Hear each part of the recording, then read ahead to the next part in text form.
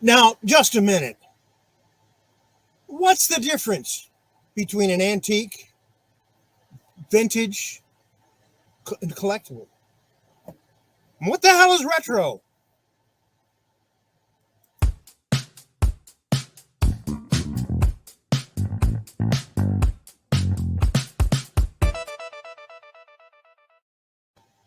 Well, this all depends on the age of an item, and in particular, what it is. And this is where people get confused. An antique is 100 years old, period.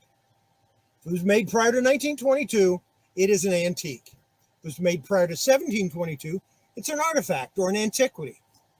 Which brings me to the term vintage. Now, for the longest time, I've been very vocal about vintage means 50 years. And that's how I learned it back 40 or 50 years ago. Turns out I'm wrong. But I'm not so wrong as you might think.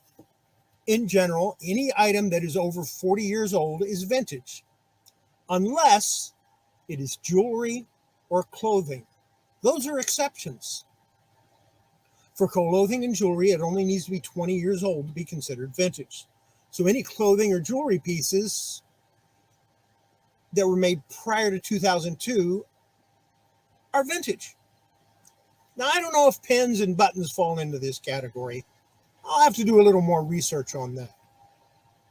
Toys and other items are neither clothing nor jewelry and need to be 40 years old.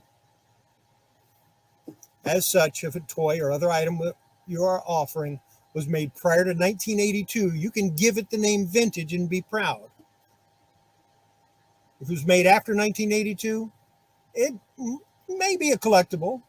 It could be retro. Wait, what? The hell is retro? Retro are items that are callbacks to earlier items. So a new Princess Leia 3 3/4 action figure or one made in the 1990s would be retro, as they would be callbacks to the original Leia figure made in 1977. 1977 is prior to 1982, so that would be vintage. Confused yet? Just wait. Collectibles. Collectibles can be any age. They can be made yesterday.